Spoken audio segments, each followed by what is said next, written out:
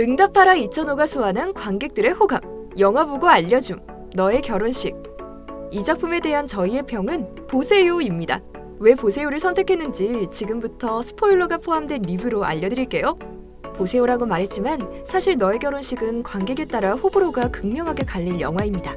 이는 본 작품이 다른 로맨틱 코미디들과 차별점을 두려 노력했지만 영화의 기본 뼈대 자체를 익숙한 장르의 형식에서 온전히 빌려왔기 때문이며, 따라서 이런 클리셰 범벅을 식상함으로 받아들인 관객들에겐 불호로 작용될 수밖에 없었기 때문입니다. 하지만 바로 이 차별점에 마음을 뺏긴 관객들은 문제가 된 클리셰들을 장르적 장치로 관대히 이해하며 작품을 즐길 수 있었는데요. 과연 무엇이 관객을 홀린 차별점으로 작용했던 것인지 지금부터 하나씩 살펴보겠습니다. 첫 번째, 응답하라 2005.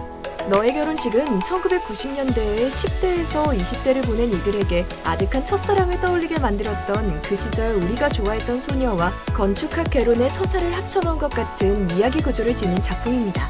하지만 이 두 작품과 달리 너의 결혼식은 서사의 중심 시간대를 2005년 무렵으로 이동시켰고, 그 덕분에 2000년대 초반 10대 시절을 보낸 현재의 20대 후반에서 30대 초반 관객을 정확히 타겟팅할 수 있었습니다. 구체적으로는 우연히 승희에게 선물한 아이리버 mp3나 친구 근남과 우연히 함께 플레이한 플레이스테이션2의 위니, 그리고 슬라이드 투지폰이 등장했으며, 여기에 범죄로 등장하는 CD 굽기, 2012년 대선을 앞둔 상황에서 후보 지지율을 보여주는 뉴스 화면, 동거 중에 나오는 집값 이야기나 청년 실업의 증가로 인한 주인공들의 선택 등은 주인공들과 같은 나이로 같은 시대를 지나온 그 세대들에게 극공감의 몰입을 선사해 주었습니다.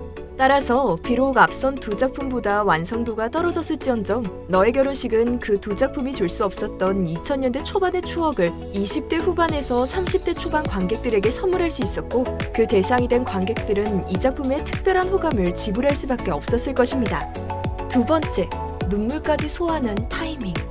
이처럼 과거 재현으로 호감의 떡밥을 던진 너의 결혼식은 어느 순간 첫사랑과 연애, 그리고 결혼 등 사랑의 과정에서 타이밍은 어떤 의미를 갖는지를 질문하기 시작하는데요. 흥미로운 점은 너의 결혼식 속 타이밍이 늦어버린 고백으로 인해 사랑을 이루지 못하게 만든 원망으로 남은 것이 아니라 이루지 못한 사랑 덕분에 성장할 수 있었던 자아의 성장 과정으로 작동되었던 것입니다. 사실 이런 타이밍의 활용은 여주인공을 나쁜 년으로 만든 뒤 자기 연민에 빠져버린 건축학 개론 속 남자 주인공의 타이밍 활용보다 훨씬 성숙된 것이었는데요. 특히나 마지막 결혼식을 앞둔 너의 결혼식의 고백 장면에 펼쳐진 타이밍에 대한 회상씬은 그 시절 우리가 좋아했던 소녀 속 동일한 장면과 비교했을 때 더 큰 울림으로 남았고, 이는 결국 관객들의 눈물새까지 자극하는 데 성공했습니다.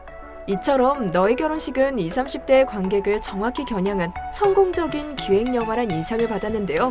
로맨틱 코미디의 주인공들이 폭력적이거나 어리석은 행동을 하지 않고 어떻게 성숙하게 자신들의 사랑을 마무리 지을 수 있는지를 제대로 보여준 영화 너의 결혼식은 2018년 8월 22일에 개봉했습니다.